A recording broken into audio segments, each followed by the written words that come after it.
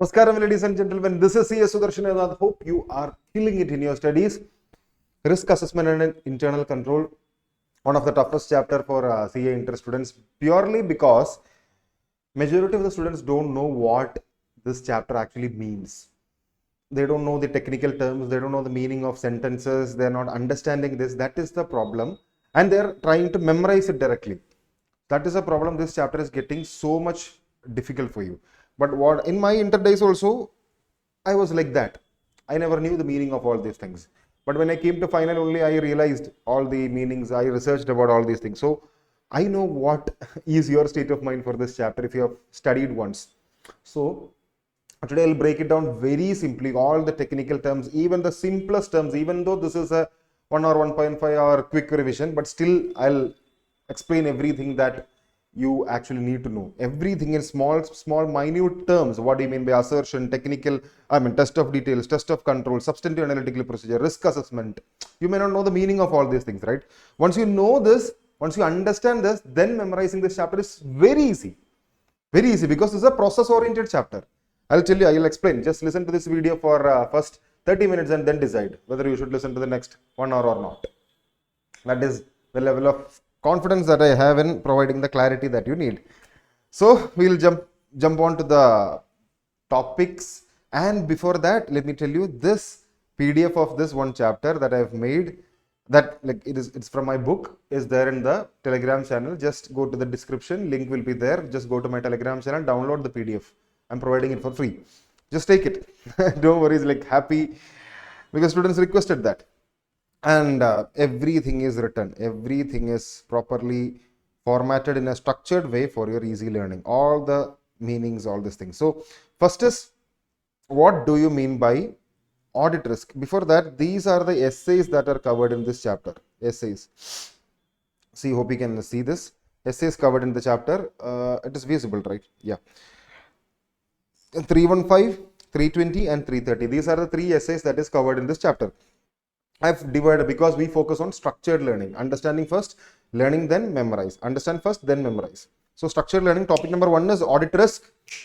Audit risk means risk that the auditor gives an inappropriate audit opinion when the financial statements are materially misstated.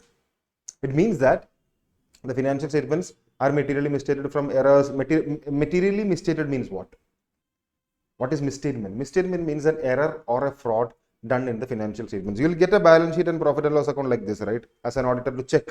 For auditing, you will get this. So, misstatement means this 10 lakh may be wrong. This 20 lakh may be wrong because of a fraud or an error. And material misstatement means it's a huge mistake. That is what we call material misstatement in simple terms. We'll explain the term materiality, all these things coming, but for your understanding. So, auditor gives an inappropriate audit opinion when the financial statements are materially misstated. That is, financial statements are misstated. There are mistakes in the financial statements, but auditor, after checking, he may not identify those mistakes. So he gives an audit opinion that everything is correct. That is wrong, right? So that is what we call audit risk. So a risk that auditor gives such kind of an opinion. Then the risk of material misstatement. Risk of material misstatement means material mistakes in the financial statement, the risk of that. What is a risk of material misstatement?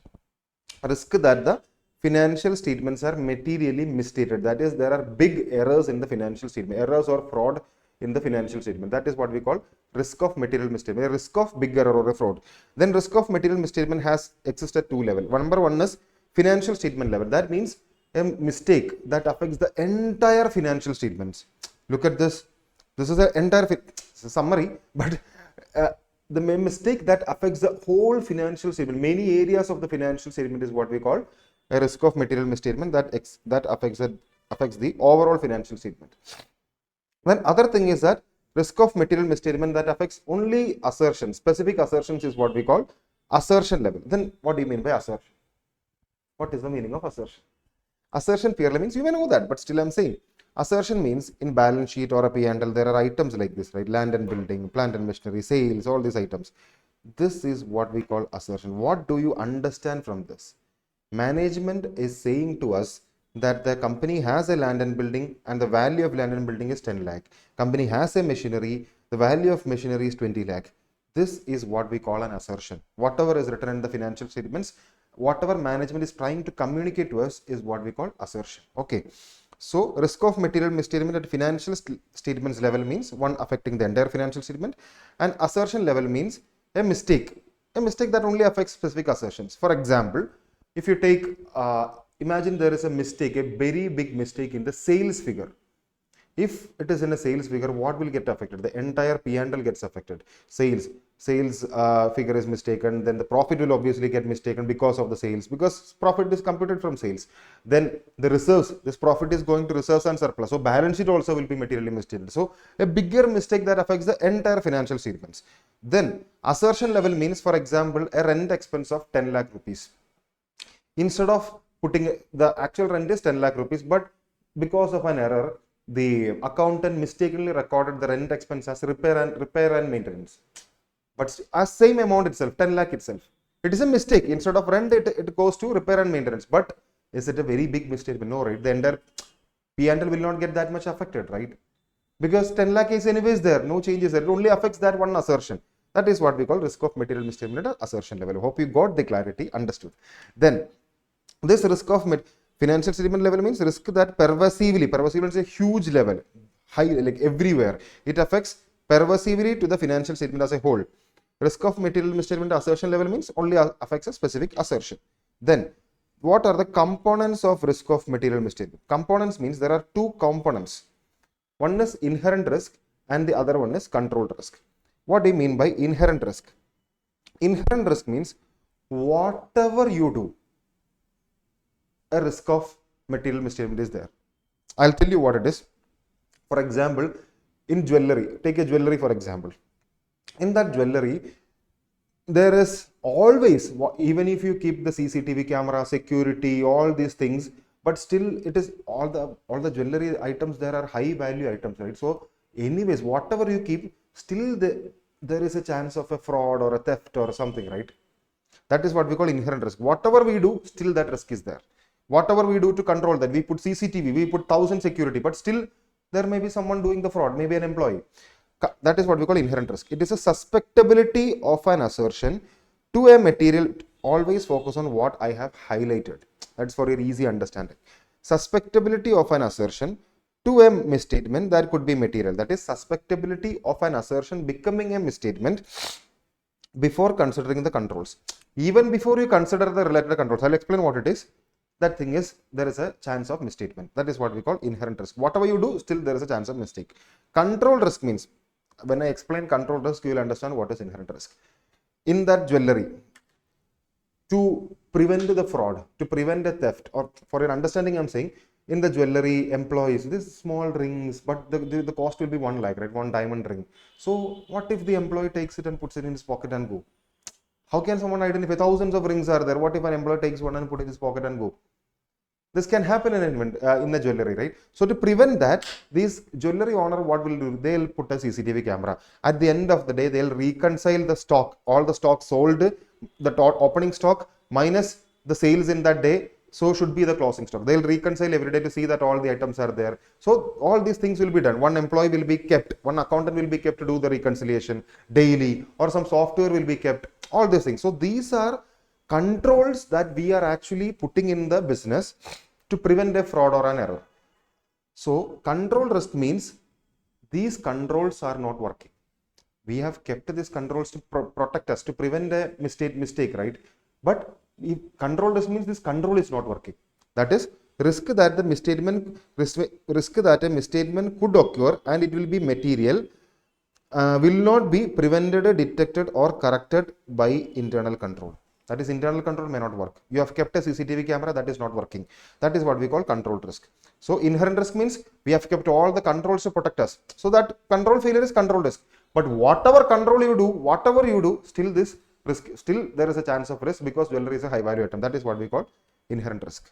I'm explaining in a simple example, not the terms of auditing. So it will understand, easy for you to understand. Then there is an inverse relation between control risk and efficiency of internal control. For example, you kept 1000 rupee CCTV camera. That may get a China CCTV camera. That may get failed. That may have a problem because it's a local camera, right? So the efficiency of that control is not that good. So since the efficiency is not that good, the control risk will be more. So similarly, but if you kept a 1 lakh rupee CCTV camera, that control will be super good, right? So the efficiency of control is high, so the control risk will be lower. Simple. See, if the efficiency of the internal control is high, then the risk from that will be lower, right? And vice versa. Okay, got it, right? Hope you understand the meaning. Understand like this and move. Examples and everything you just read. Or here it is like a fire extinguisher. A company has kept a fire extinguisher in its stock where the go down, thousands of inventory is there. Company has kept a fire extinguisher there to protect if a fire happens, right? That is a control. Fire extinguisher is a control. So what if that fire extinguisher is expired or not working? That is a control risk, right? That is what is mentioned here. Simple. Then detection risk. Detection risk means there are two types of risk we told. Inherent risk, whatever you do, that there is a misstatement. There is a chance of misstatement. There is a risk of misstatement. Control risk, we understood. Then detection risk means auditor unable to detect a material misstatement. Simple as that. Risk that the auditor will not be able to detect the material misstatement. Auditor checks everything, but he was unable to detect a mistake. That is what we call detection risk. I am breaking it down simply for you. So, risk that the procedures performed by the auditor to reduce the audit risk will not detect a misstatement that exists and could be material. That is a big mistake. Auditor did all the audit procedures, inquiry, inspection, analytical procedure, everything, but he was unable to detect a material misstatement. That is what we call audit risk. Got it, right? Then, or a simple example, just look at this or look at this. That is, auditor need to attend the physical inventory counting of a company, right? Inventory stock counting, auditor need to attend. And that company has a problem with the stocks also. But what did auditor do? Auditor, because of some other engagement, auditor never went to attend that physical inventory counting. So he may not be able to detect the misstatement, right? That is what we call a detection risk. Auditor did not devote enough time to attend the inventory counting. He should have stayed there the whole day to see the inventory counting, but afternoon itself he got bored and went home. So he may not be able to detect a mistake there, right? That is what we call detection risk. And detection risk is actually divided into two, that is sampling risk and non-sampling risk. For some audit procedures, auditor may do the sampling. That is, for example, auditor want to check the inventories, but there are thousands of inventories kept in a company. How can auditor go and check each and every inventory, each and every stock, right? Auditor cannot do that. So what will auditor do? Auditor will open one or two boxes and see whether everything is correct. Do it on a sample basis, right? Sampling risk means imagine there were 6 boxes of stock kept in a company. Very big box. In one box there are, imagine earphone boat company. In one box there are 1,000 earphones. Another box there are 1,000 Bluetooth smartwatch. Another box there were 1,000 neckband earphone. Another box there was 1,000 Bluetooth speakers. So similarly, so auditor cannot open every box and check every product. So what auditor did? Auditor just took like two boxes open on a sample basis and checked. Everything was perfect. So auditor gave inventory was all perfect. But some of these boxes which auditor has not checked may have some mistake, right? Some there the inventory may not be there, or some inventory may be old inventory. So mistake may be there. So auditor unable to detect that. That is what we call sampling risk. Auditor did the sampling, and the risk that the auditor's conclusion based on a sample, that he concluded everything is good from just picking 2 samples. Auditor's conclusion based on a sample may be different from the conclusion if the entire population were subjected to the same audit procedure. That is, he only took these 2 and checked, and he said everything is okay. But if he would have checked all the things, there may be an error in this box. But since he did sampling, he only took these 2. So he may not be able. That is what we call sampling risk. That is, auditor's conclusion may be different from what the actual conclusion should have been if he tested all the products. Then non-sampling risk means all the other risk that comes from the auditor is non-sampling risk. That is not related to sampling. Risk that the auditor reaches an erroneous conclusion for any reason not related to sampling risk. Got it, right? Then inherent risk and control risk. I told you inherent risk and control risk is within the entity itself. That is, boat company, jewelry we took. Inherent risk is because of the jewelry itself, right?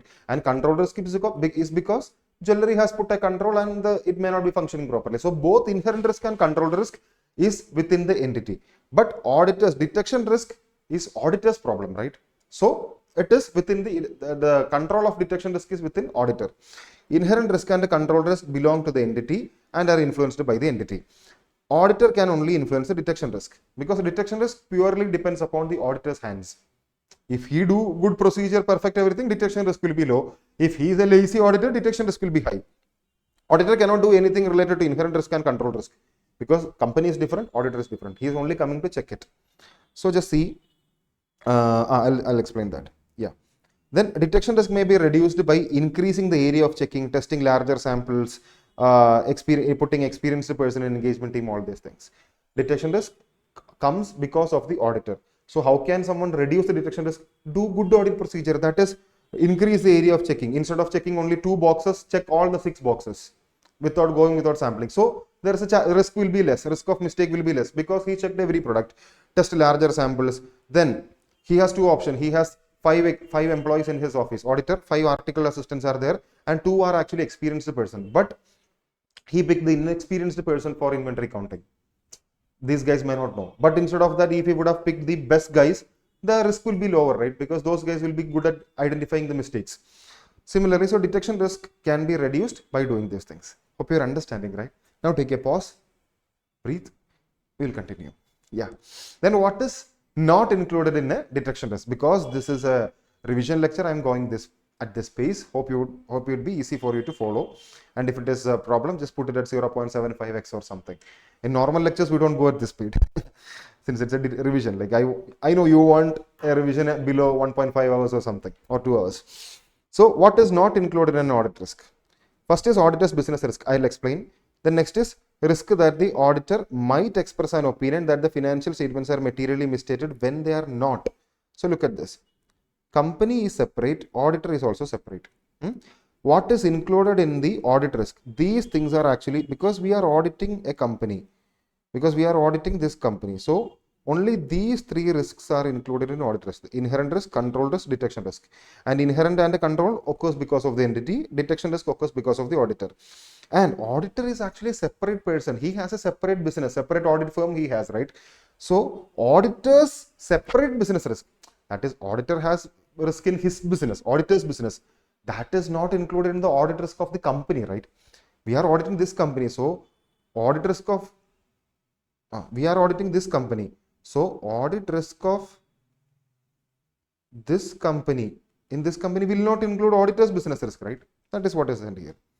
Auditor's business risk will not be included, like loss from litigation, adverse publicity, because auditor has some sort of did some sort of a fake thing, and because of which his reputation went down. But all these things will not affect the company's audit risk. Okay.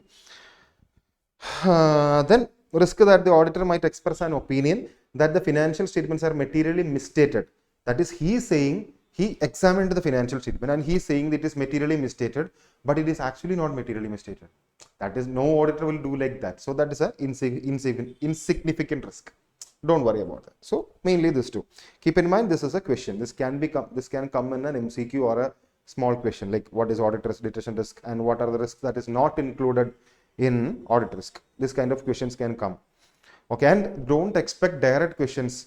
They'll give you indirect question. They'll give you a scenario of risk, and from that you have to identify, like a jewelry example I told. They'll give an example like that. There was a jewelry, and from that jewelry, they have kept a CCTV camera, all this. From that you need to understand it is a control risk, and you have to explain what is control risk, like that. So that will be a 5-mark question where 3 mark for the control risk, and they'll also add one sentence. What are the risks that are not included in audit risk? So you have to write these two also. Then assessment of risk. Assessment of risk is a function of, wait, take a breath. Audit risk is a function of risk of material misstatement and detection risk. I'll say what it is. Then assessment of risk is a matter of professional judgment. That means there is no fixed procedure or fixed process to do auditing or something. Everything is depending upon auditor's assessment. That is, every company is actually different. He goes in, for one company he may do inspection and inquiry. Other company he may do inspection, inquiry plus analytical procedure, or only observation. Different audit procedures he may use in different company, right? So that is actually a matter of his professional judgment. He may think which is good for a company, he will do that. So assessment of risk is a matter of professional judgment, and I'll say audit risk is a function of risk of material misstatement and detection risk. I told you, wait. Inherent risk and control risk means these are components of risk of material misstatement, right? I'm giving you clarity. Structure everything properly. We are risk assessment chapter. First topic is audit risk. We are learning audit risk. What are the topics coming under audit risk and like that. So components of risk of material misstatement is inherent risk and control risk. You got it, right? So audit risk, the entire audit risk means risk of material misstatement. That is, risk of material misstatement means inherent risk and control risk. We also learned one thing called detection risk, right? So audit risk means risk of material misstatement, inherent risk, control risk plus detection risk. And what is detection risk? This is sampling risk and non-sampling risk. So audit risk means basically this much: risk of material misstatement into detection risk. And risk of material misstatement means inherent risk, control risk, and this means sampling risk, non-sampling risk. Got it, right? Got the clarity? Take a pause, think and move. And this equation keep in mind for exam. Just keep this chart in your mind. That's it. Then what is SA 315? From here on, the clarity, the conceptual part is beginning for this chapter. What is SA 315? Identifying and assessing the risk of material misstatement. Now I want you guys to listen to me for the next 5 minutes, because this is the core of auditing. In inter and final, the core of auditing is this. I'll explain what this is. Audit procedures. Wait 1 second. Yeah. Just, this is for your clarity, I'm saying this. When the topic comes, I'll also explain that. But for your clarity, I am saying this. Just see. You have learned what are audit procedures, risk assessment procedure, further audit procedure, all these things, analytical, substantive analytical, all these things, right? But you may not know the meaning of that, or which procedure should be performed at which stage, what is the order, all these things you may not know. I'll give you the clarity. Just look at here. Once you get the clarity, auditing becomes very easy. Now, once you finish the lecture, think of yourself, then try to memorize and study and memorize. You'll get everything. You'll be happy. So first is audit procedure. Imagine, just listen to me. This is the core of auditing. Listen. You are an auditor. You went to audit boat, the earphone company boat. There you went to audit. What is the first thing that you will do? Agreement, everything you have signed, leave that part aside. Auditing is starting today. What is the first thing that you need to do? First, we have learned we need to understand that company, right? Then only we can, because I told you, risk assessment is a matter of professional judgment. So first, auditor will understand the company. What is the company? Who are the owners of the company? What is the business of the company? All these things auditor will understand. What is the industry of the company? Taking boat as an example, it is an earphone company. Aman Gupta and Samir Mehta are the owners of the company. Other shareholders are also there. How much share Aman is holding? What is the business boat is doing? What are the products boat have? All the things he'll analyze. Sitting at one day, he'll talk with the founders, management, employees, and he'll analyze all these things. I'm making it simple for you. Once he analyzes everything, then during the analyzation, he will identify the risk that the business has. Because I'll say, Aman Gupta is saying that, the owner of boat, he is saying that there are 100 employees for us and there are 3 senior level employees managing these 100 employees. But one employee, senior level employee, has a history of, he has been in jail for 3 months because of some fraud he committed in his previous job. So when auditor is hearing that, he'll understand, oh my God, that is a guy who may do a fraud in this company. So that is a risk for this company. So similarly, in this process of understanding the entity, he will identify the areas, factors that may create a risk of material misstatement, risk of mistakes in the boat's financial statements. That is what we call SA 315, identifying and assessing the risk of material misstatement. Auditor coming, identifying all these things. That is what we call SA 315. Once he identifies all these mistakes, so for identifying what are the things he'll do, he'll inquire. He'll talk with people, employees, inquiries, whatever doubts he have, he'll ask. Then he'll sometimes may observe. He'll go to the factory, observe everything, how employees are doing, observe. Then he'll inspect. Sometimes he'll inspect the physical inventory or something areas, everything he'll inspect. Then he'll do analytical procedure. Don't worry, I'll explain what is analytical procedure. I know majority of you don't know what is analytical procedure. So he'll do that. I'll explain it when the time comes. Below there is a bigger point. So he'll do all these things. This is what we call risk assessment procedure. Audit procedure, first step we do is what we call risk assessment procedure, and these are the things. Once we do these things, this is the core of auditing. That is why I'm explaining more. So even though this being a revision lecture, this is the core. Once you get an idea, once you assess all the risk, once you understand the entity, You will identify the risks also. You will only identify, you cannot make sure whether the fraud has done or not. You will identify also this is an area where fraud can happen.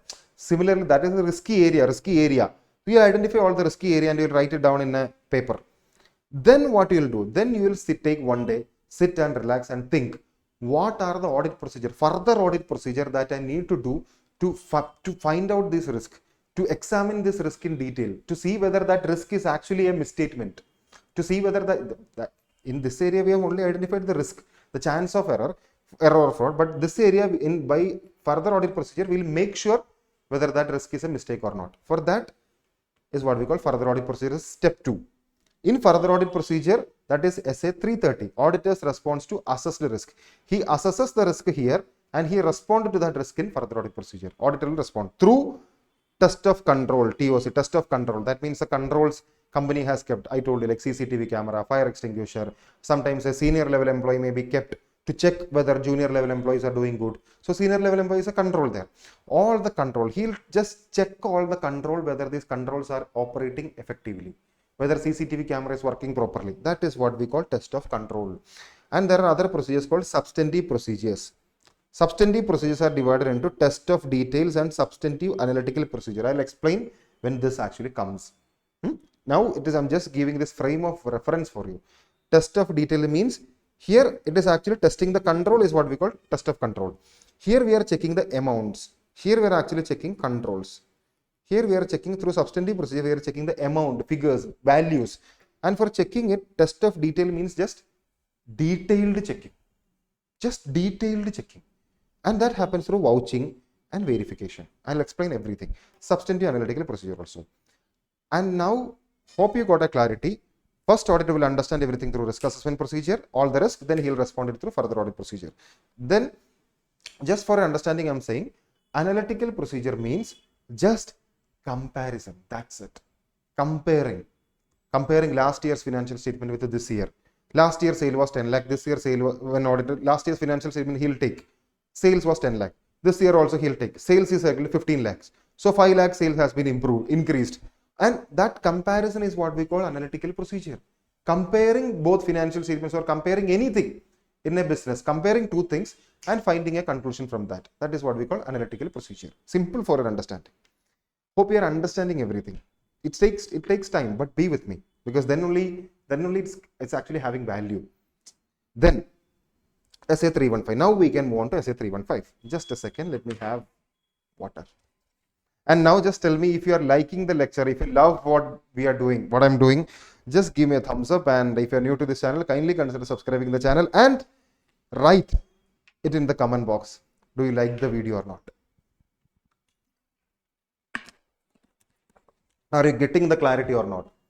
Because I know some students, it will be very difficult for them to grasp. Only if I say it 1 or 2 times, they will be able to grasp. Some students, if I say it 1 time itself, they'll be able to grasp. So I have to take care of both the students, right? So I'm doing it like this. Even if which kind of a student you are, it will be easy. If you are a student who grasps everything with 1 explanation itself, second explanation, take it as a revision. It will get ingrained in your head. So SA 315, just comment it down, bro. Pause it and comment. Then SA 315, identifying and assessing the risk of material misstatement through understanding the entity and environment. That is, we'll understand the company, the environment of the company, and with that understanding, we'll identify the risk associated with that company. That is, identifying and assessing the risk of material misstatement through what? Understanding the entity and its environment. Break things in points and understand the meaning of that and study. Then, objective of auditor is to identify and assess the risk of material misstatement. Objective as per this essay. Identify and assess the risk of material misstatement. Auditor shall identify the risk of material. Risk of material misstatement means bigger mistakes. Simple as that. Big mistakes is what we call risk of material mistake. Risk of big mistakes. At financial statement level and assertion level, he has to identify the mistakes at financial statement that affects the entire financial statement and that affects only certain assertions. Why he want to identify the mistakes? Purely because he has to design the further audit procedure, right? He identify the mistake through this procedure and respond to that mistake through further audit procedure. That is one. Step 1, step 2. Okay. Then, for the purpose of identifying and assessing the risk of material misstatement, what shall auditor do? First, he need to identify the risk through the process of obtaining an understanding of the entity. Obtain an understanding of the entity, understand how the entity is, identify the risk. That is the first thing he will do. Identify what all are the risks. Just identify and keep it. This employee may be a fraud. He may do some fraud. You identified the risk. Keep it there. Next, what you need to do, assess the identified risk. Assess. Just value that, see that employee, whether he's actually just observe him for like 2 hours. That is what we call assessing the risk. Is there any chance that he may do that? So assess the identified risk and evaluate whether they relate more pervasively to the financial statement and affect many assertions. That is, even if you identified that employee may do a mistake, identified the risk. Next is assess the risk. That is, you are just observing them. That is, even if you do a risk, will it affect the, even if you do a fraud, will it actually affect the financial statement? Because he only handles the accounts, but he don't have access to bank account. So even if you do some mistake, then some financial statement will not be that much affected. Or think the other way, he have access to bank account.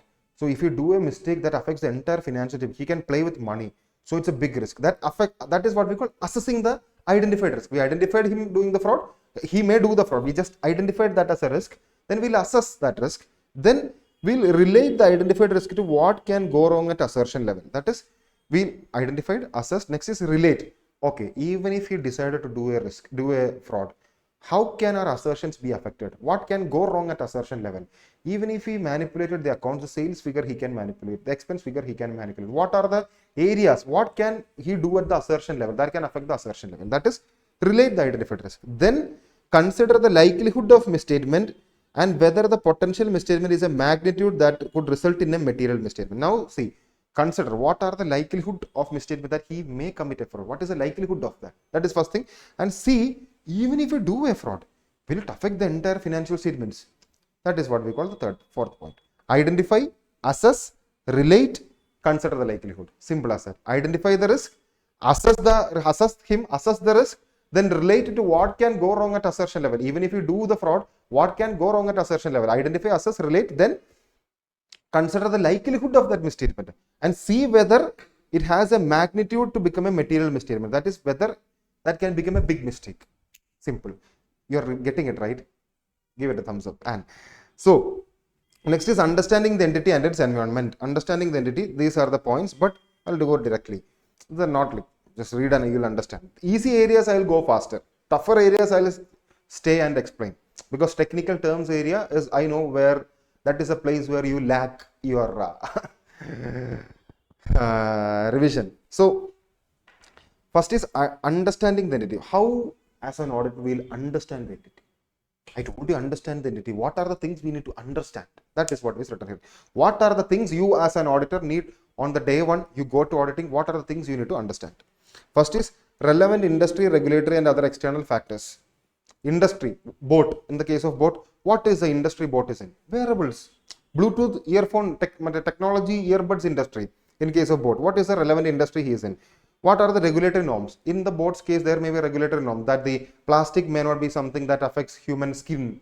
So, similar regulatory norms will be there. Just as an auditor, identify all those regulatory norms, the rules that is applicable for boat. Companies Act anyways is applicable. Income Tax Act is applicable. So similar many other act. What are the regulations board need to follow? Then what are the other external factors? Many competitions are there. All these things you need to understand.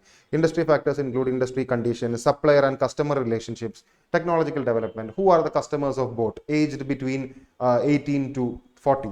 That age group, Bluetooth, watch, everything. These people will buy, right? Similarly, who are the suppliers of boat? You need to understand.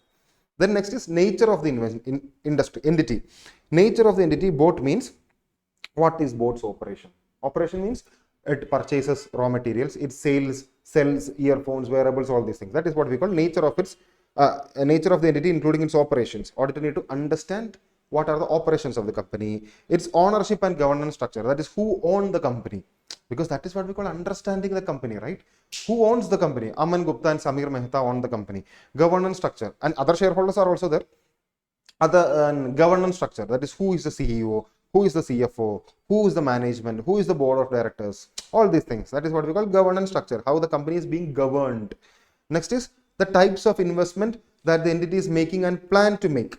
What are the types of investment entity is planning to make? For example, boat 3 years back or 3-4 years back, boat decided to manufacture in India. So for that, boat need to buy a 100-acre land and construct a factory, all these things, right? So that is a company need to put investment there, right? So similarly, what are the type of investment that company is planning to make? Boat bought hammer, earphone company. That is an investment. So you need to understand all these things. Then the way that entity is structured and how it is financed.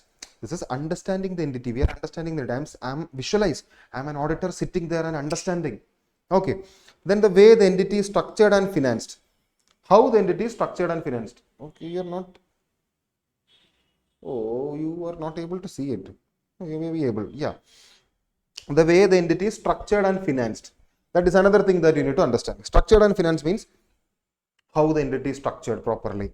The hierarchy of the organization, that is, or not hierarchy. Here the structured means whether the company is a company or a partnership or a proprietorship, how the entity is legally structured and how it is actually financed. Financed means whether a fund is coming from share capital or loan or any sort of debenture, all these things. So see that. That is what we call nature of operation. Learn these 4 points. Then example of matter that the auditor may consider while obtaining an understanding of the entity. What are the matters? Examples of matters he will consider.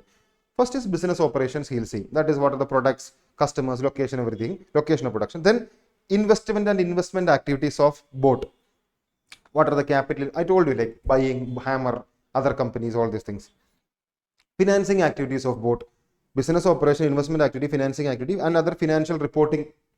That is what are the accounting principles, revenue recognition practices, all these things. Just keep in mind, BIF, business operations, BIF, BIFF, business operations, investment activities, F, financing activities, financial reporting. 4 points, done. Then entities, selection and application of accounting policies, including the reasons for changes thereto. What is this topic?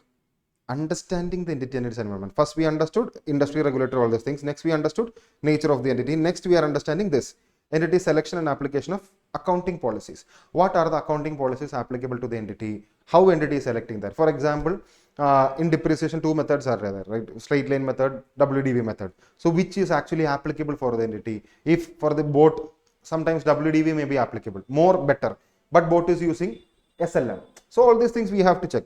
What are the accounting policies boat is following? Inventory, to value the inventory of boat, LIFO method may be used by boat, but for boat sometimes FIFO may be better. To understand all these things, we will just see what are the accounting policies applicable to boat and how they are following that. Next, entity's objectives and strategies and those related business risk. Objectives of the entity, objectives of boat. What is boat's objective? To become the #1 wearable brand in the world, right? That will be boat's definitely the objective, right? Objectives are the plans, overall plans. Strategies are the approaches. We have a plan to become the #1 company. So what are our strategy to become that company? Strategy is the approaches, the steps we take to become that company, to get that goal. This is our goal. This is our goal, and to get there, we will take some steps, right? That is what we call strategy. This is objective, this is strategy. Okay, got it. Then next, business risk is broader than the risk of material misstatement. That is, what do you mean by risk of material misstatement in a financial statement? Just the financial statements are only materially misstated, but business risk is something bigger, whole bigger. But as an auditor, we don't need to consider the business risk of both. We only need to consider, because what is our duty? They'll give financial statement to us. We just need to check whether that is correct or not. That is only our duty. We don't need to see what are the other business risk boat is facing, nothing like that. So business risk means, for example, in the wearable market, this earphone market, lot of brands are there, right? Boat is there, Hammer is there, other many brands, Noise is there. So competition may be there. That is what we call the business risk, bigger risks. Sometimes other company may come and win, boat may go down. So those big business risk. So that is bigger than risk of material misstatement in financial statement. As an auditor, we don't have the responsibility to identify all the business risks. Our responsibility only lies to the risk of material misstatement in financial statement. We just need to identify those events only. Then the measurement and review of entities' financial performance. This is very important. Just be with me. 1 second.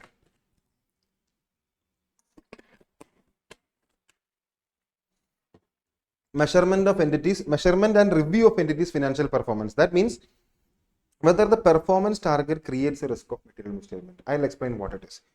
Every company will have a performance measurement tool or a system or a process to measure the performance of the company.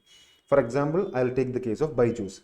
In case of Byju's, for a simple thing I'll explain, Byju's has kept sales target for their employees. That is, this call center employees, they have sales target. Everyone need to get 10 customers a day or 100 customers a month. This kind of targets will be given to the sales team. So, and at the end of the month, they will check, the HR or someone will check whether how many customers each sales representative has brought in. So that checking, that HR checking, this is what we call performance measurement, measuring the performance of employees. So company may have different systems to measure performance of employees, to measure the performance of in terms of revenue, all these things, right? So as an auditor, we just need to check how company is actually measuring the performance. Byju's is measuring the performance of its employees through HR checking. So as an auditor, we'll just check how Byju's is performing. So we'll understand Byju's is using HR checking. That is what is written here. And why are we checking that? That is very important, purely because if the shareholders has given a target to the management prepare the financial statements, right? Shareholders are told to the management, last year the profit was 10 crore. This year, I don't know what you do, but I need the profit of 15 crore. And shareholders say that and shareholders go. And management was struggling, was trying so hard to get the profit. But at the end of the year, when they look, the profit is only 13 crore or 14 crore. But the shareholders will be happy only if it is 15 crore. So management will have this pressure.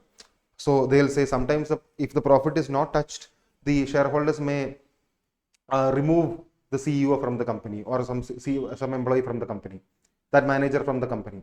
So since he is afraid the shareholder will remove me, what he'll do? He'll be forced to do a fraud because he has to save his job, right? So he'll do a fraud. He'll manipulate the accounts and inflate the sales.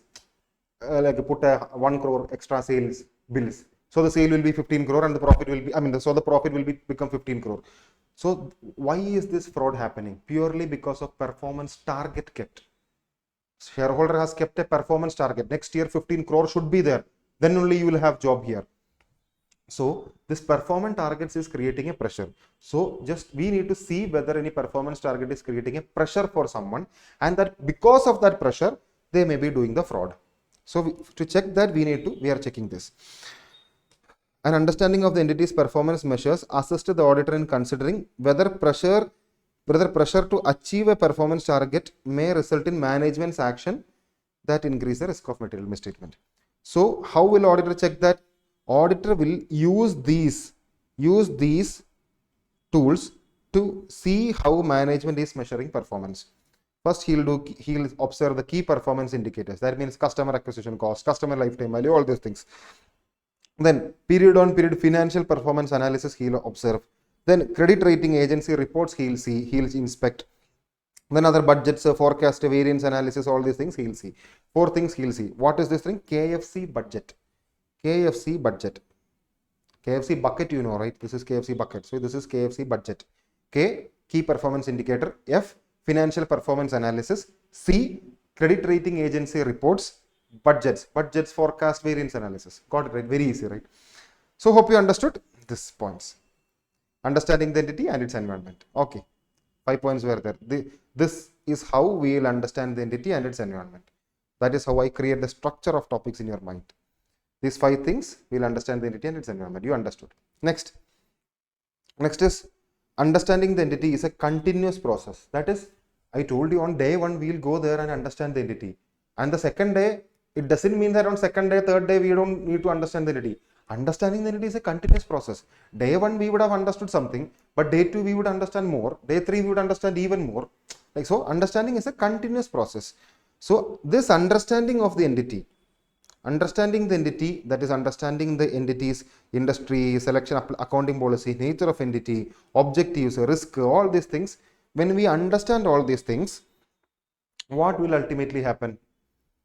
This understanding helps the auditor in understanding of the entity, helps the auditor in what? in assessing the risk of because we understood the entity more.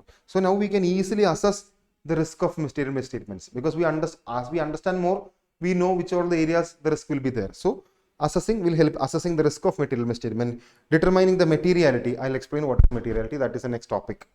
Determining the materiality, considering the appropriateness of selection and application of accounting policy, because when we understand the entity, we will understand which depreciation method is good for them. That is what we call accounting policy, right? Or which inventory valuation method, LIFO or FIFO, is better for them. That we will understand which is better. So we will consider the appropriateness of selection and application of accounting policy.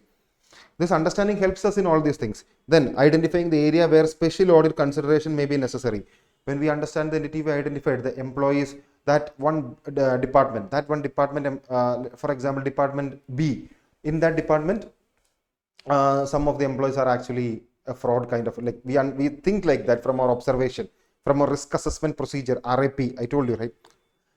So we will decide for in that one department, I will do some more checking. That is area which requires special audit consideration. And this understanding helps us in that. Then developing the expectations for use when performing analytical procedures. That is understanding the entity helps us in developing the expectations when performing analytical procedure. Why are we performing analytical procedure? Analytical procedure is comparing two things to get a conclusion or get a thing. So this understanding helps us in developing expectation, because we can now expect, because we know the entity more. So now we can expect what will be the result. That's it. Then evaluating the sufficiency and appropriateness of audit evidence obtained. Observation, inquiry, all these are audit evidence, right? When we are understanding the entity, we may inquire with the management, and management orally says something. That is also an audit evidence. We can oral evidence as we can. So that understanding will help to evaluate the sufficiency and appropriateness of audit evidence. Means sufficiency and appropriateness means how much audit evidence, the quantity and quality of audit evidence. Sufficiency means quantity, appropriateness means quality. How much audit evidence we need? I told you department B may be doing a fraud. We suspect that from understanding. So how much audit evidence we need to make sure they are not doing a fraud, to check that. Other departments we only need like 10 audit evidence, but this department is, we suspect more, so we need 20 audit evidence. So that is what we call sufficiency and appropriateness, quantity and quality. We got that from understanding the entity. Got it, right?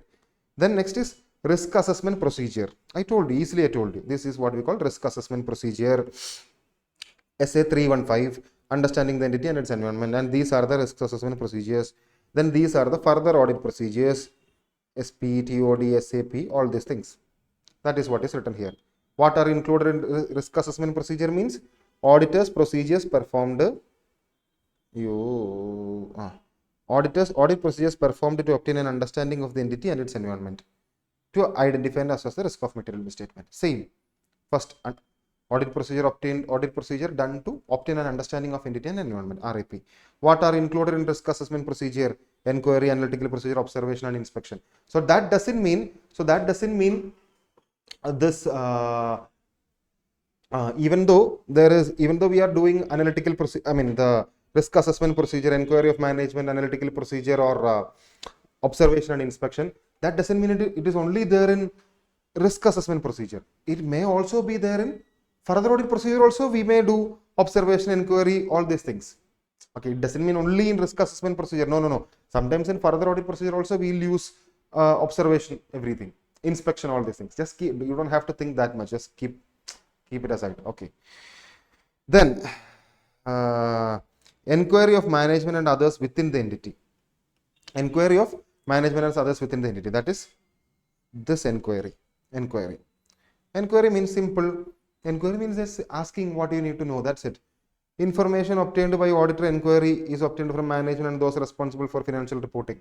We will talk to them. We will take whatever information we need. That is inquiry, asking. Then what are the example of inquiry? Inquiry of employees. We will talk with employees. We will inquire about employees, how the business is going, how are you? Are you happy here? What is the work timing? All these things. Or sometimes what is your which job role are you in? We will inquire with employees regarding the processing, recording complex transactions, all these things. Then inquiry directed towards in-house legal counsel. In-house legal counsel means every company, big companies may have some lawyers or some company secretaries, etc. in the company. They may be in a department called the legal department, handling all the, for example, a company like Cadbury or a company like Parle. Daily, thousands of people may be sending cases against these companies for example, Ajinomoto, ingredient, all these things. So these companies will have legal department within them. So when we when we talk with the legal department, we will get idea about the litigation companies facing, compliance with laws and regulations, all these things. Then inquiry with marketing and sales personnel. When we go to marketing team. First we went to the employees, normal employees, and asked inquiry. Then from there, auditor went to the legal counsel team. Then now auditor is switching to the marketing team.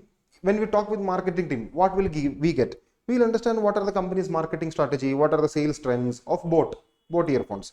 Then from there we went to another area, another team, another department, that is internal audit personnel. Bigger companies will have an internal audit team. Now we will talk with internal audit team. So from there we will identify what are the internal audit procedures, all these things, and whether company have a good internal control system, all these things. Then from there we went to another team, risk management team, that is another department. We will talk with those people. When we talk with those people, we will understand what are the operational risk, regulatory risk, all these things. Then we will go into the last department, that is information system area, the software people handling all these things. They will give us the idea about the system changes, system control and failure, all these things. Like a new software we are introducing in the company. Till now we were using Excel. Now we changed it to Tally, something like that. Okay, so inquiry, and how will we learn inquiry? That is Emin main risk info. Emin is a name. Emin main risk info. Keep it in mind. Simple, done. Emin, EM, employee, inquiry to employee. IN, Emin, IN. In-house legal counsel, main, MA, marketing personnel. IN, in-house legal counsel, internal audit system. Emin, main, risk info, risk management team, info, information system. Simple as that. Keep in mind. My book is completely filled with these kinds of easy mnemonics for you. And it will be very easy for you. As of. Next is analytical procedure. Analytical procedure. Now the game changes. What is analytical procedure? Always, when you hear about analytical procedure, think comparison. It's just comparison. When SA 520 comes, I will explain it deeply. For your understanding, I am saying it's just comparison. Comparing last year financial statement with this year. Comparing something of last year with this year. Comparing this year's also two things of this year. Comparing the sales and profit of this year. Comparing the weight, sales and profit. Think. Sales and profit. Sales is also a amount figure, amount based figure, right? Rupee. Profit is also a rupee figure. So that is what we call comparing a financial and a financial. Both are financial figure, right? So comparing financial and financial figure. Similarly, weight of inventory or weight of goods sold or quantity of goods sold. That is not an amount figure. That is in weight, right? So that is a non-financial information. Comparing a financial, that is when we compare sales with the quantity of goods sold, two things. That is what we call comparing a financial information with a non-financial information. When we compare two sales with the profit, financial and financial.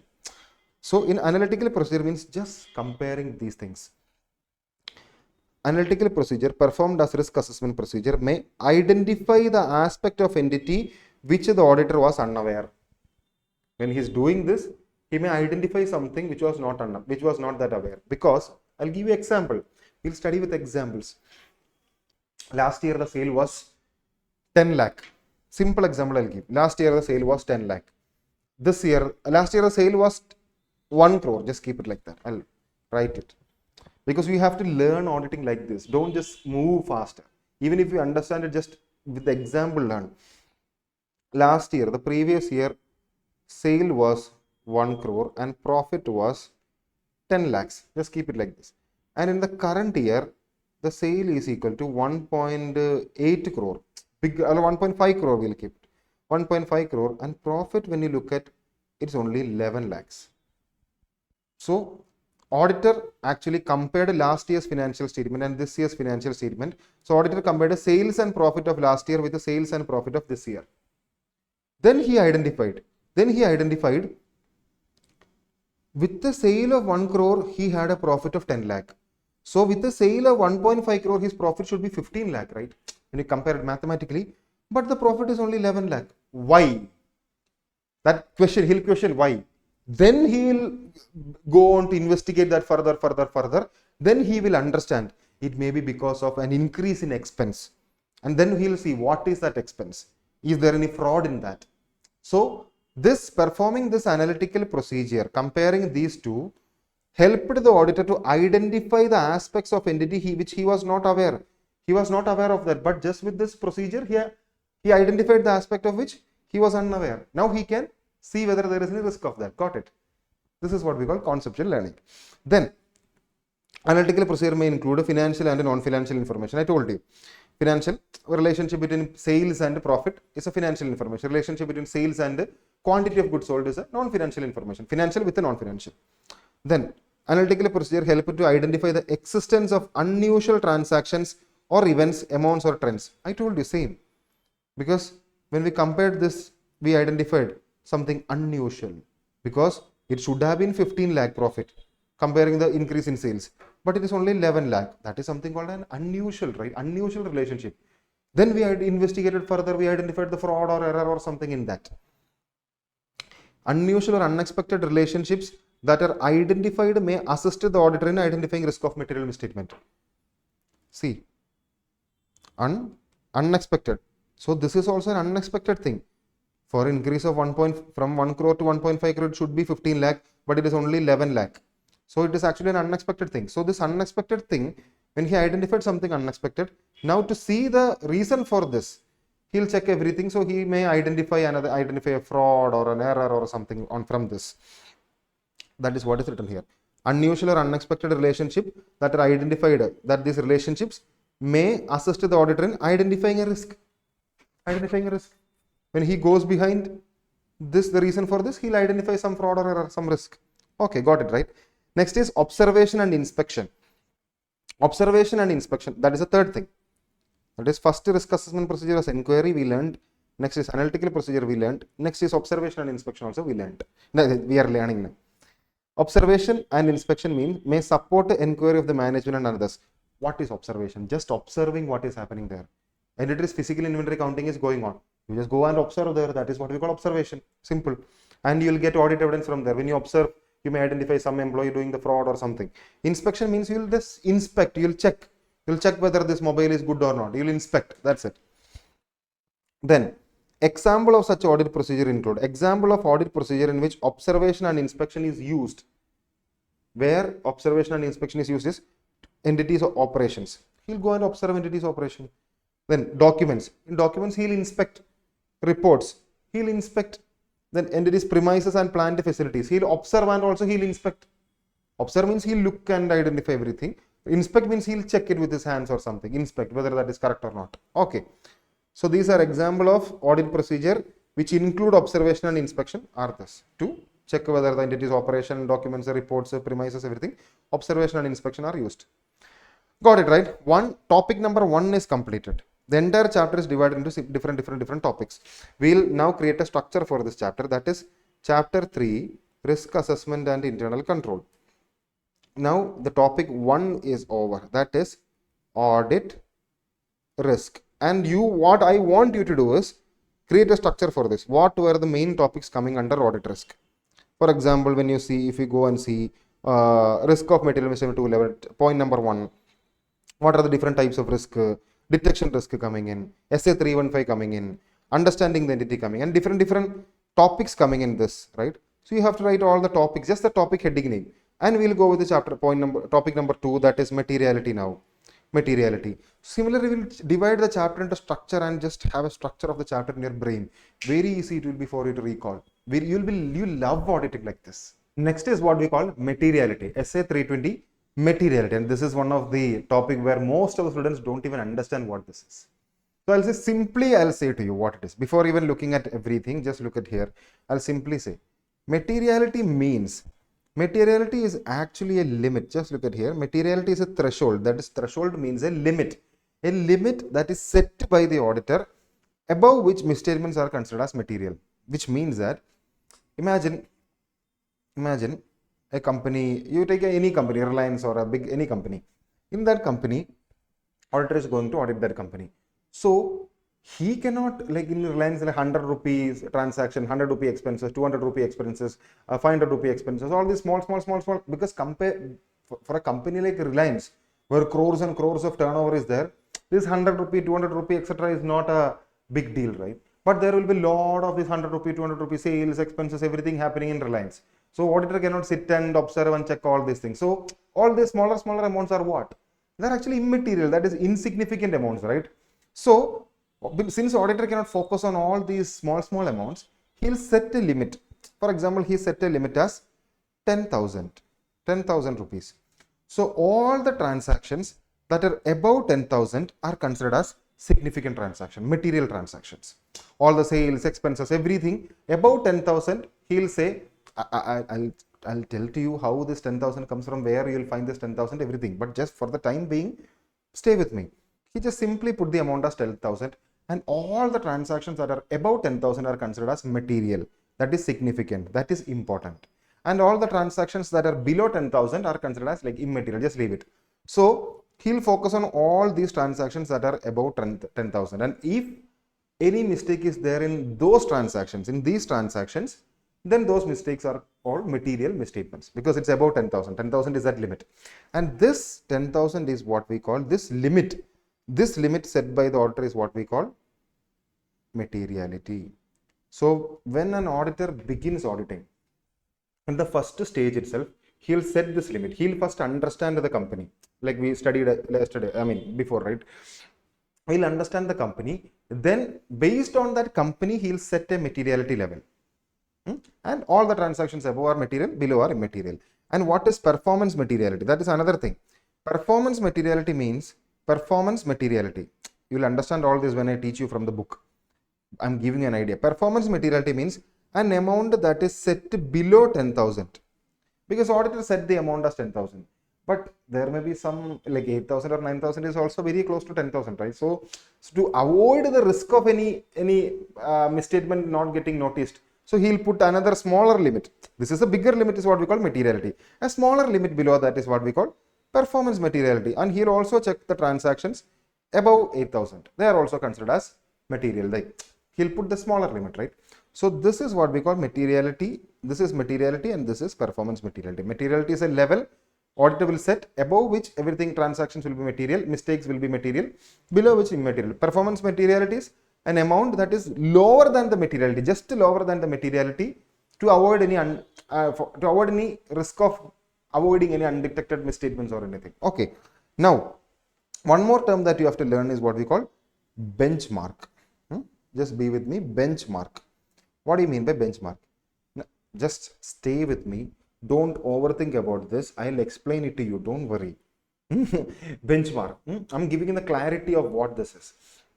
Benchmark means auditor cannot simply put 10,000 or simply 8,000. From where is he getting this amount? That is also your doubt, right? How can, for a company, whether it is 10,000, it can be 10,000, or it can be 20,000, it can be 1 lakh, it can be 1,000, depending upon the company. Reliance is a bigger company. So this 500, 1,000, 2,000, 5,000, etc. is a smaller amount for Reliance. But for a normal company, like a smaller company with 1 crore turnover, this 1,000, 2,000 is also a very bigger number. So from where is auditor putting this number? He is putting this number from benchmark. This materiality and performance materiality will be a percentage of benchmark. I will say what is benchmark.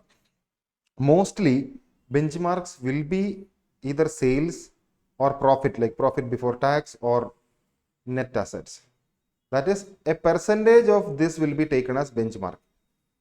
I'll say what a percentage of this. Don't worry. Imagine a company like Reliance. We are taking sales as the benchmark of Reliance. As an auditor, auditor is taking sales as the benchmark. So the sales figure of Reliance is equal, just for an example, consider 1 lakh. Only 1 lakh. Just consider 1 lakh. So when determining materiality, auditor will say 10% of benchmark is equal to materiality. That means 10% of 1 lakh, that is equal to 10,000 is the materiality. So all the transactions above 10,000 will be material, below will be immaterial. And what is the performance materiality? Auditor will, it is a below amount, right? So say 8% of benchmark. So 8,000. This is how the materiality and performance materiality are determined. Benchmark is a base. It's a base on which materiality and performance materiality are determined. Because it's a base. See, percentage of benchmark. What is materiality or performance materiality? It's a percentage of benchmark. So this benchmark is what we call a base. And I told you basically there will be sales, profit before tax or net assets. Mostly this will be taken as benchmark. So which should be taken for which? You don't have to complicate that much in CA Inter. That you'll learn in final. But still I'll say, for your clarity, I'm saying, for a small startup, for a small startup, it's a small company that is started 6 months back. They may not have bigger profit or anything. And normally in case of a startup, this initially they will not make money. They'll spend so much like Zepto, Blinkit, or you take any like Geo. Geo initially was giving everything for free. Their sales were very big, but profit is not there because everything is for free, right? So for a startup, what is the metric? What is a metric? What is a metric? That is profit, sales, or net assets. What is that metric that users or investors will look at for putting money in that startup or something? They cannot look at profit because startups makes profit only after like 3, 4, 5 years. They'll first capture the market, give everything for free or something at or smaller cost. Expense will be more, sales will be there, but expense will be more, and they'll capture the market. So initial for the first 5 years, you cannot take profit as a metric because profit will be anyways negative. So for a startup or something, sales will be the metric. They'll be the investors, everyone will be taking sales as a metric. So if you are auditing a startup, then your benchmark should be based on sales. You will select the benchmark based on what metric of that company is users interested in. For a startup, people will not be interested in profit. They'll be only looking at sales. So you take sales as benchmark. But for a company like Reliance, it's a very big company which is in existence for the last 30 years or something. So this company, this is not a traditional startup as of now, right? So for them, profit is the important figure because this company is profitable. It's a profitable company. So profit will be the metric.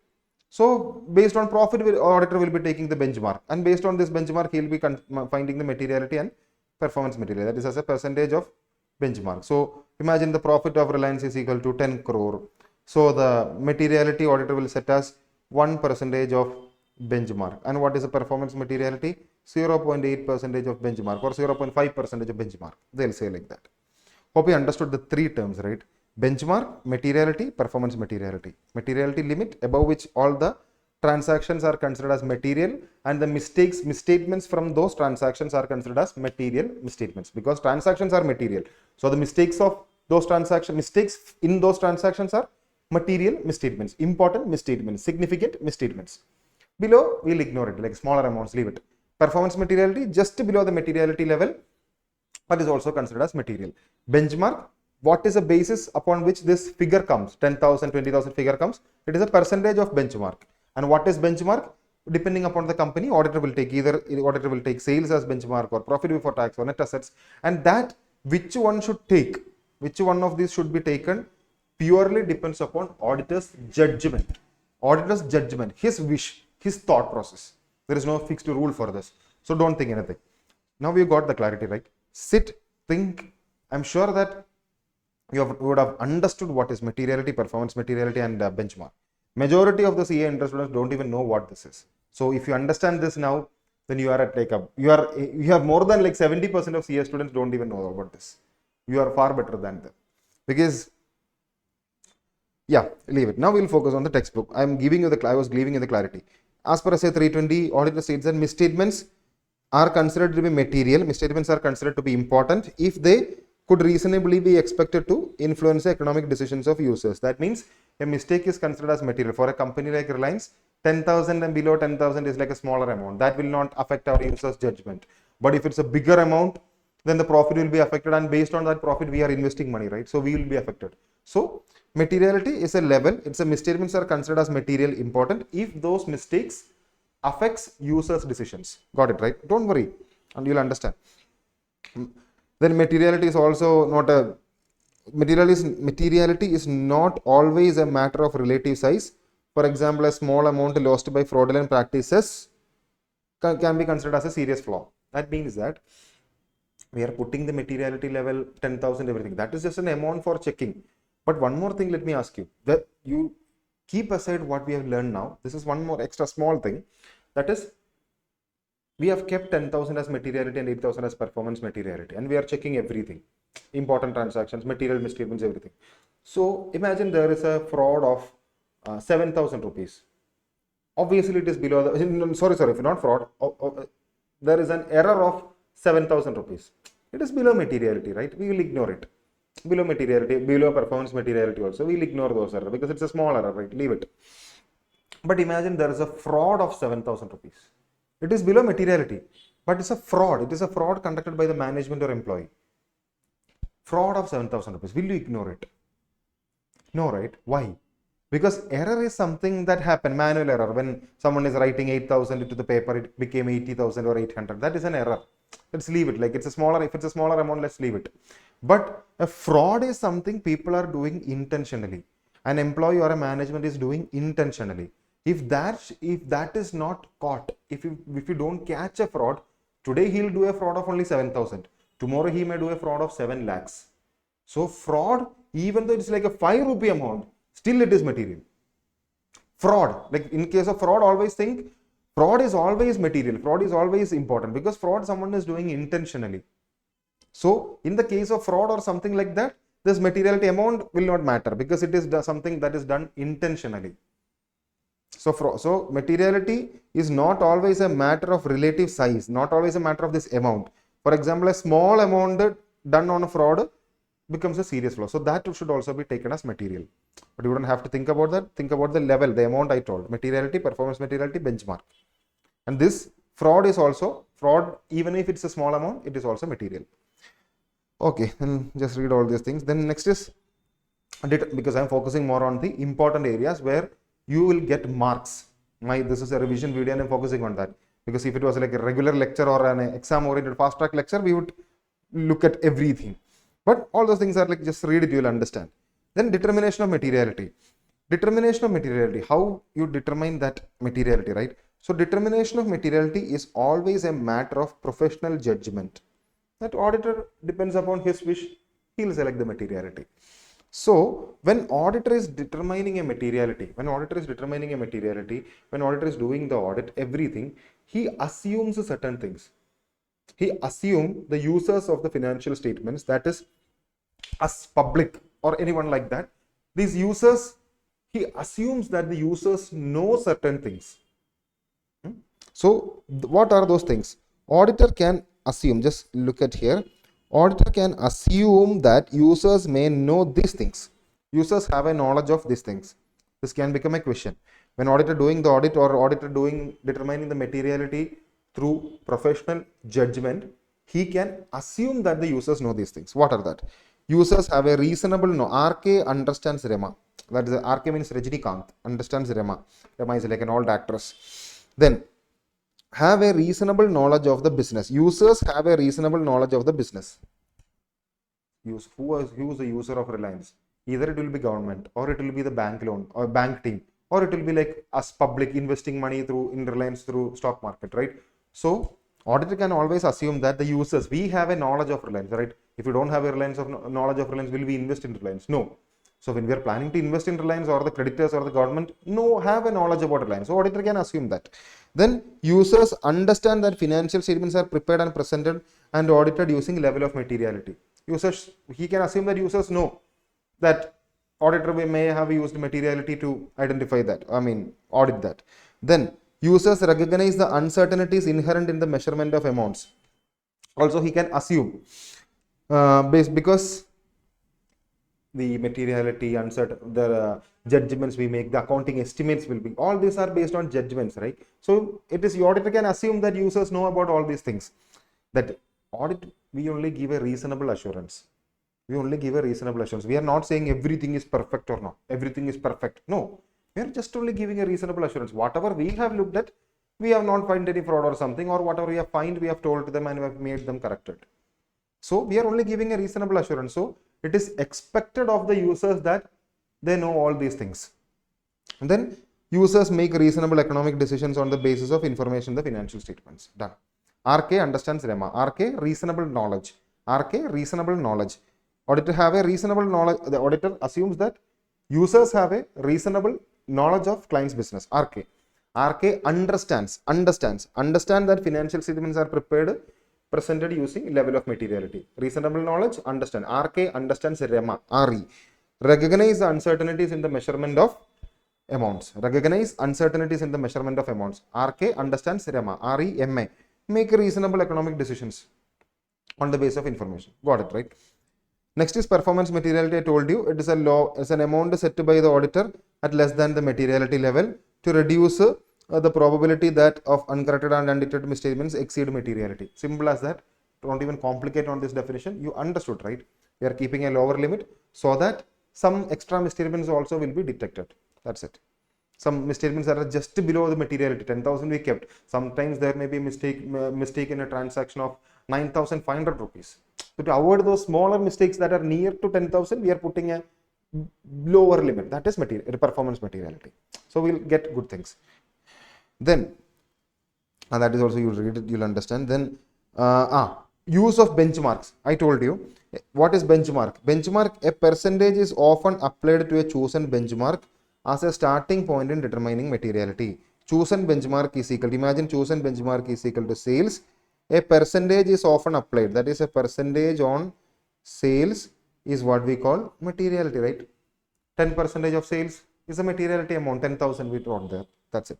Then what are the factors that may affect the identification of an appropriate benchmark? That is, when auditor is identifying a benchmark, that is whether it should be sales or whether it should be profit or whether it should be net assets. I told you 3-4 benchmarks that auditor will take. So what are the factors auditor will consider when he is selecting that? Should I take sales or should I take profit or should I take net assets? I told you, right? If it's a bigger company like existence for many years, we will take profit because company is profitable or loss making company. Like it's in existence for many years. If it's a company who just a startup, everyone will be looking at the metric called sales. Profit will not be there. So auditor will take sales. So what are the factors he'll consider in selecting sales or profit? First is, what are the items on which attention of users tend to be focused? I told you, in startup, users will focus on sales more because profit will not be there. So we'll take sales. In the bigger companies, users will focus on profit. So we'll take profit. Simple. So that is one factor. What users focus? Use real naturally. That is the mnemonic for this. Use. Users. What are those areas where users will focus? Then depending upon that, auditor will take benchmark. Next, use real, RE, relative volatility of the benchmark. That is how fast it will change. How fast it will change. He'll also consider that. For example, profit, how fast it will change. Sales, how fast it will change. Don't overthink about this. Just understand and move. That's it. Then REEL, elements of the financial statement like assets, revenue, expense, liability. He'll also consider all these elements. Simple. Use real naturally. Use users. What are those areas? Users focus. Use real, RE. Relative volatility. Relative volatility. How fast it will change. Volatility means change. Use real, REEL, elements. Elements of the financial statements. What are the elements of financial statements? What are the things in financial statements? Say, here you have asset, liability. What are the things coming under this? Asset, liability, equity will be there. Then P&L, you will have profit, revenue, all these things.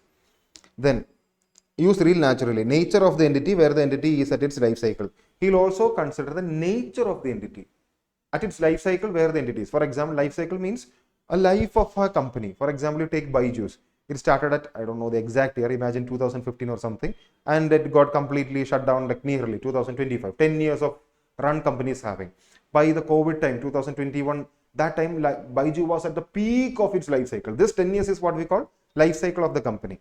At 21, Byju was at the peak of its life cycle. So at that case, what I'll give you, just look at this. This is Byju's life cycle of 10 years.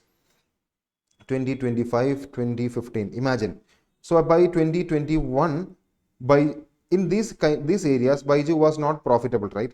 So at this area, he would have taken sales as a benchmark.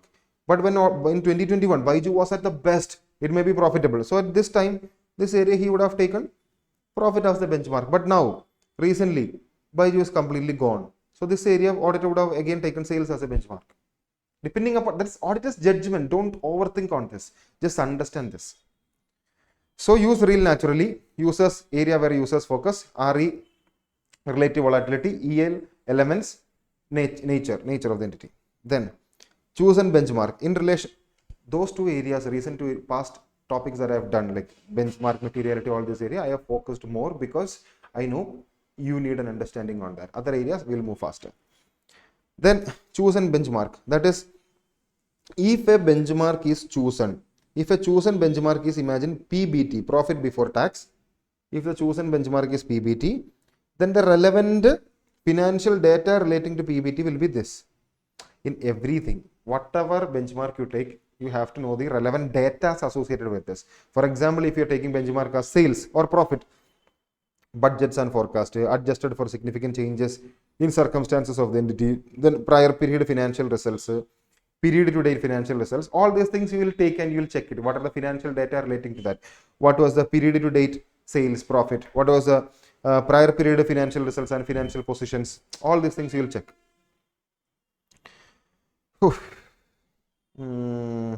Then materiality level or levels for a particular class of transaction, account balance or disclosures. Materiality level or level for a particular class of transaction, account balance or disclosure. Now I'll give you one more thing. Just look at here. This is ML is materiality level. You can either put this 20,000 as materiality level for entire financial statements. That is, in the entire financial statement, P&L and balance sheet, every item that is above 10,000 you will check, below 10,000 you will not check. You will not check means it's immaterial. Above 10,000 it is considered as material. You can give either, you have two options. One is you can give the 10,000 for entire financial statements. That is one. Other thing is that for certain areas, you can give a different materiality also. For the entire financial statements, I kept 10,000 as materiality. But for some particular class of transaction, that is particular transaction, particular sales or a profit, not profit, sales, expenses. For example, for expenses, I put materiality as 5,000. I can simply do like this also. Either I can give it for the entire financial statement also. That I can do. Put 10,000 as materiality for entire financial statement and put another small materiality like 5,000 or something for just for checking expenses only. Because in the case of expenses, the amount may be small amounts also will come.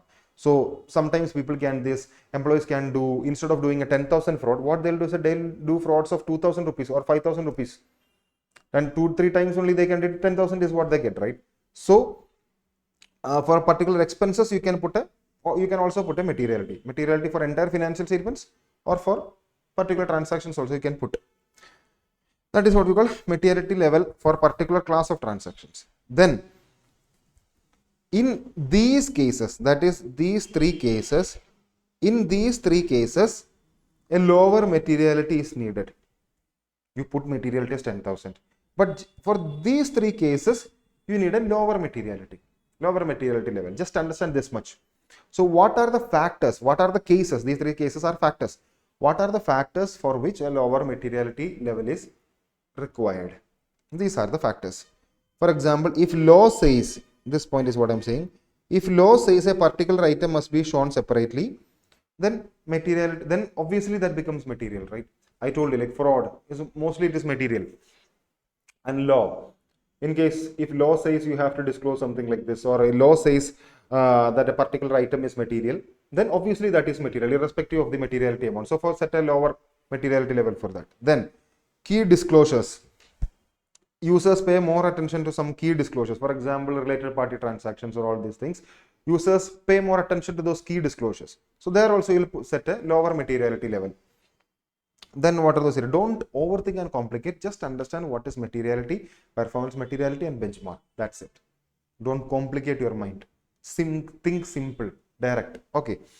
Because ICA will write so much extra points which will make you complex. I know that. So it is not necessary that you need to untie the loop of everything in your mind. Not needed. Focus on what is necessary for exams. Then whether attention is focused on a particular aspect of the entity. If everyone focus their attention on research and development expenses, then a lower materiality level should be set for that. Because that is where users are focusing. Where users are focusing, we'll need to check there more, right? Because that is the area where everyone is looking. So three areas, if law and regulation is one, disclosure is one, where users are focusing is another one. These three areas you keep. If for these three factors, a smaller lower materiality level for that particular transaction you can keep, particular class of transactions. Then what are the cases in which there is a revision of materiality? When will you revise a materiality? You kept a materiality level as 10,000. So in what cases you will revise this materiality? You will make it either 8,000 or 11,000 or 12,000.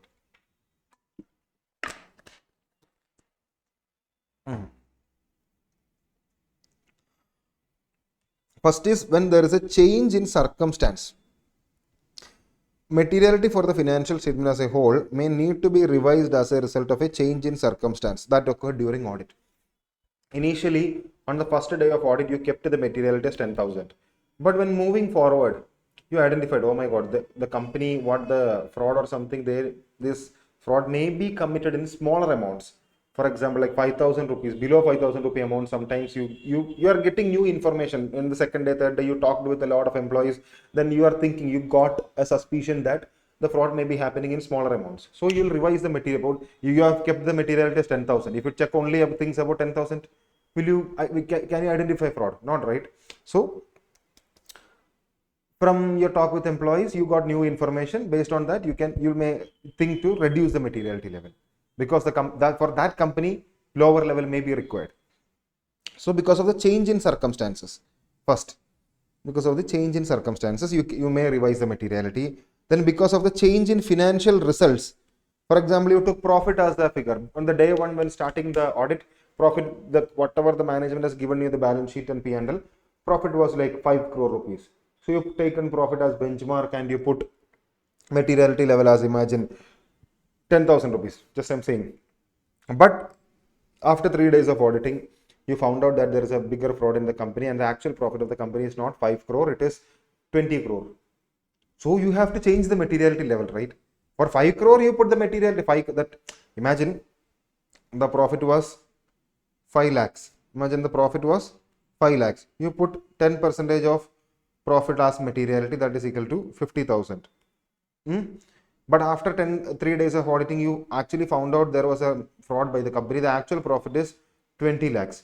So now the materiality is still at 5,000, right? This is wrong, right? Because the materiality profit is now 20 lakh.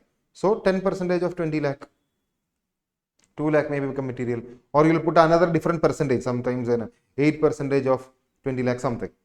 You may change the materiality. Then auditor concluded lower materiality level is better. Auditor is saying a lower materiality level is better because he thinks that would be better. In that case also you will change the material because it's his judgment. After auditing also he may think, yeah, 10,000 is a bit more, let me put it at 8,000. That's it. Auditor concludes lower materiality level.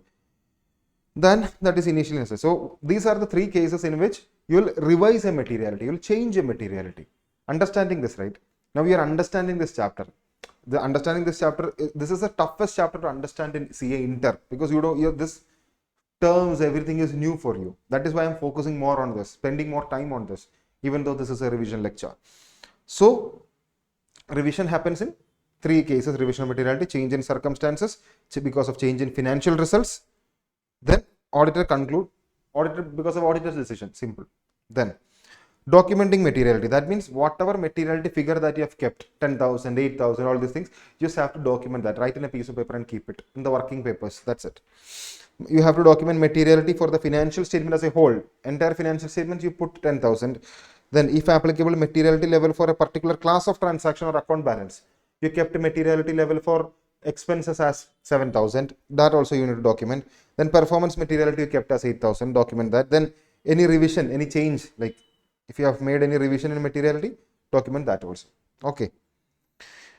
Got it, right? Everyone knows, right? Class of transaction, account balances, everything. I'm not explaining that too much because I will do it in the chapter number 2 or 1. Class of transaction means a group of transactions, similar transactions, sales. Account balances means the balance of things in the balance sheet, accounts, payable, receivable, all these things, assets, liabilities.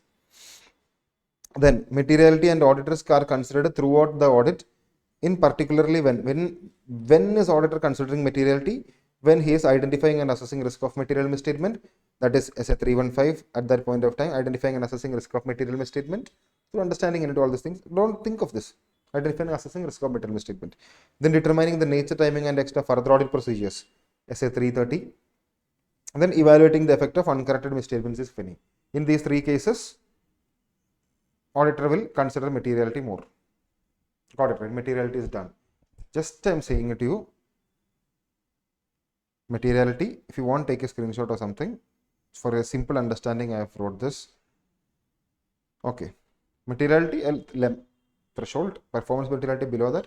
Benchmark is a base or a starting point from which you will select materiality. Got it, right?